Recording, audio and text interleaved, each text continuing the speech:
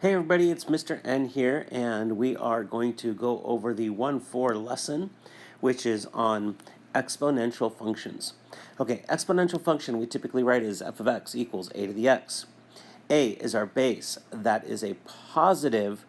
Again, a we're going to stick to being positive constant, and x is our variable.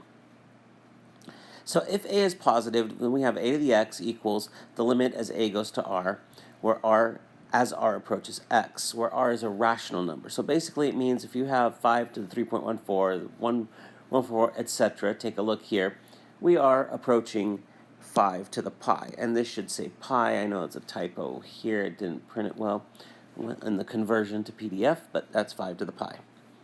So what does this mean graphically? Well, if we take a look on page 47 in Stewart, we will see that if you graph positive values of x, then we will have an exponentially increasing function, such as this. And we will have multiples of them. They will all go through this point 0, 1 right there, no matter what I choose, and they may vary in size. Now, we learned how to stretch and compress these. Again, if we have a negative value, then the negative value will cause the exponential to decrease, such as this. So these are negative x cases, and these are positive x cases up here. Okay, but that's a review from Algebra 2. So we end up with this theorem. If a is greater than 0 and a doesn't equal 1, then f of x equals a to the x is a continuous function with domain in all reals and range from 0 to infinity. In particular, a to the x is greater than 0 for all x. If it's between 0 and 1, then it is a decreasing function. So that's what we had discussed here. If a is greater than 1, f is an increasing function, and if a and b are greater than 0, and x and y are part of the reals, then we have these situations that we can come up with.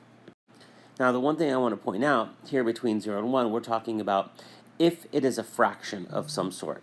So that's the negative x component. What we will have is what we're doing is if I say I have 3 to the negative x, this is equivalent to saying 1/3 to the positive x, just as that. Okay, so that's what we're saying in this situation right there. Okay, so take a look here. What if these are rules that you already know, but let's review them. What if I take a to the x plus y? Well, that's like separating this out. So in other words, with exponents, if I have addition of exponents, then it is multiplying the bases with those exponents. So our example, just real quick, is if I had 5 to the third times 5 to the fourth, I would add these and get 5 to the seventh. Similarly, I can break them apart and go backwards like this. This is a typo. I didn't get fixed here again. So this should be a to the, let's rewrite it, x minus y. And when you say a to the x minus y, it's like division.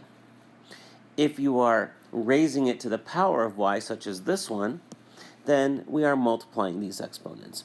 And then this is just the backwards case of it. When we discuss more limits, we will go over these, but basically what you have is if a is greater than 0, the limit as x goes to infinity of a to the x is infinity. So if you're getting bigger, you're just going to get bigger. Over here, if it's negative infinity, you're getting closer to 0. Here is our situation right there. As I go to negative infinity, the graph is going to 0. As I go to positive infinity, the graph is going to infinity. So again, this is that situation where the graph looks like this. If you have a fractional, so if a is between 0 and 1, then we have that situation, and we have the opposite case here.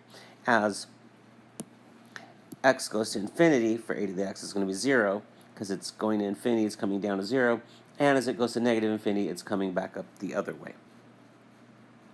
And then we talked about, in Algebra 2, the number e.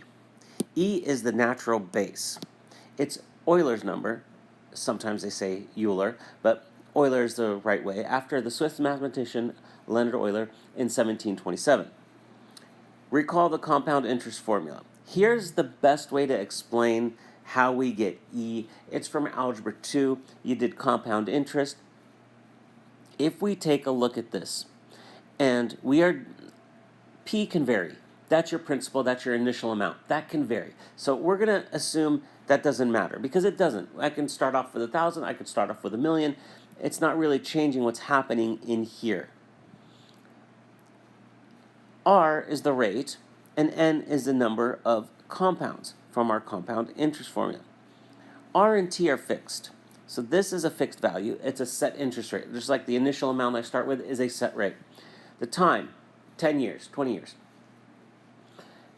That's a set rate. What's varying is this N.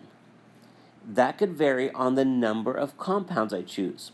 So if I take this and just take out the fixed amounts, P, R, and T, then I'm left with this. As this goes to infinity, this exponential becomes 2.71828, which is the number E. This is how we can get this number E using the compound interest formula. There's other ways and definitions to get it. This should be an integral. I don't know why these things aren't converting correctly to PDF in this version, but that's an integral right there from 1 to E. And we'll talk more about these as we learn these, okay? But these are the other ways that we do them in calculus. But the easiest way to know how we get E is through the compound interest formula. So that was a brief review of exponentials and our natural number E.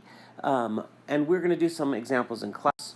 As you can see, these we will do them in class. But hopefully this just gives you the brief dusting off the cobwebs and understanding and remembering what we had learned in Algebra 2 and some of this from Algebra 1. So thanks for watching. Hit that like and subscribe, and let's do these examples in class.